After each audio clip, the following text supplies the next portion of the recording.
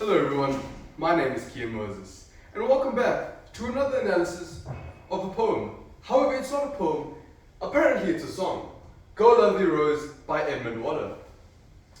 Now the theme of this song is that of carpe diem, to seize the moment, seize the day.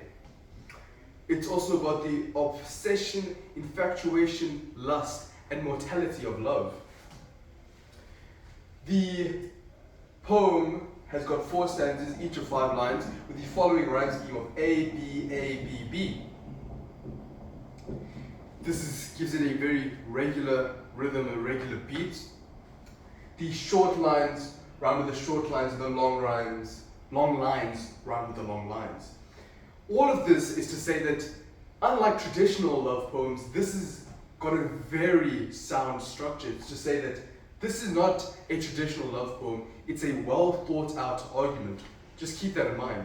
Because when you look at traditional love poems, it's usually free verse to show how love is free. It can't be confined by a set structure. However, this doesn't follow that rule. It is instead got this very determined structure, very determined rhyme scheme and rhythm, with a lot of things that show that this is more than a love poem. The tone is very passionate, brazen, blunt, and one-sided, because as with most things, when you are saying this love poem, there's no way for the recipient to retort back. So it is one-sided. It's also very, like I said, brazen and blunt, because this is very forward, to be honest. Once again, this is another example of apostrophe. It's when the speaker is speaking directly to someone. Here, the speaker is addressing the rose, which I'm sure you all know. This is personification of because roses can't really communicate a message, it's more of a metaphor as well. Go, lovely rose. It starts off with a verb. It's telling the rose to go. So it's got these very strong command words to start off the poem. That now she knows. Even though know starts with a K, it's still a form of alliteration of the sound. Tell me in the comments what you think it does. Now this first stanza is really trying to talk of the beauty that this rose is the beauty of the person that the rose will be delivered to. How, when I resemble her to thee obviously referring to the rose. Now I just want to draw you aside quickly. The woman and the rose, keep that in mind, because when he's speaking to the rose and he's talking to the rose about how beautiful and wonderful the rose is, in actuality, he's conveying this to this person that the rose will be delivered to. So just think, what do a rose and a woman have in common? As we see, not only are they extremely beautiful, but in the speaker's eyes, they are both fragile. Maybe not so much in the 21st century, I don't know.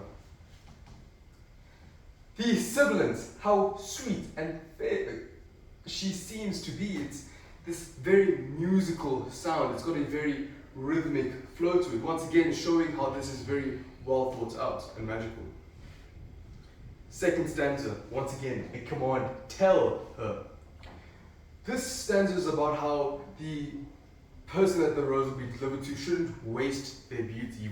Beauty shouldn't be wasted. And he goes on to say what it means for beauty to be wasted. For beauty to be wasted is for the person not to be loved, to be alone. And that is what his eyes are.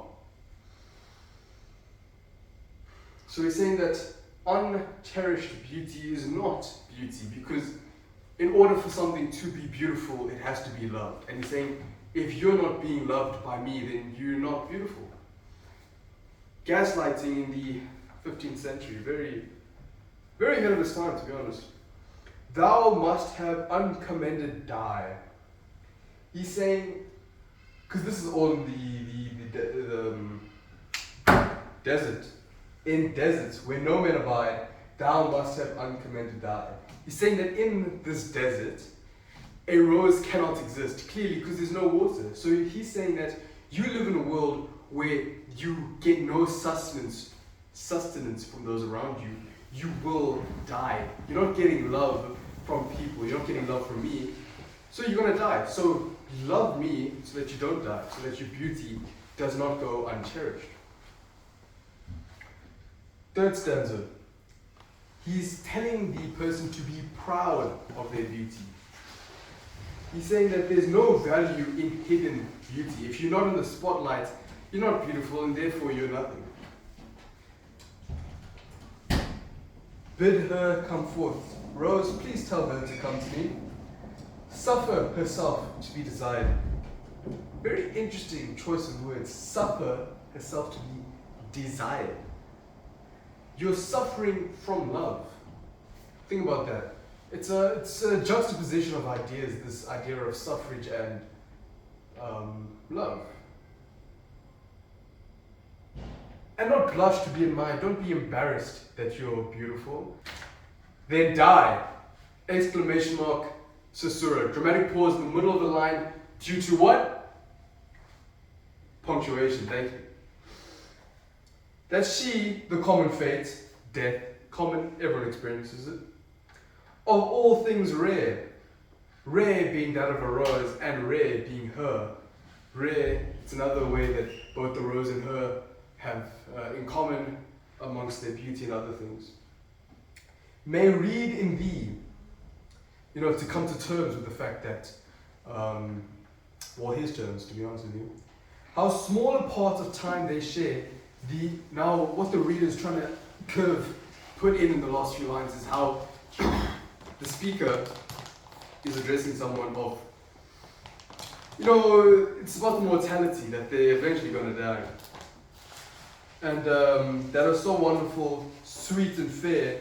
We do see this in the first stanza, sweet and fair, once again, ties it in. Very well thought out. Now, a rose is a symbol of beauty, romance, and fragility. However, it's also a symbol of mortality. Once again, with the woman, just keep those four things in mind. Beauty, romance, fragility, mortality. Now, the use of enjambment throughout the poem is to show that, particularly in the last stanza, is to show that the speaker's running out of time. He's trying to say a lot of things without being paused all the time. He's trying to get it out, get his love message out. We don't have time, you're gonna die, let's get together. Now, the oxymoron being the common fate and rare things. This is to put an emphasis on the urgency. It's very thought-provoking. Once again, the caesura is very final, abrupt, to emphasize how death is very final and abrupt, seemingly coming out of nowhere sometimes. And it's to show the importance of life and living. Thank you. I've been Kim Moses. And until next time, but please, don't forget to like, comment, and subscribe. Share to your friends and family. And please, leave all suggestions in the comments. Thank you.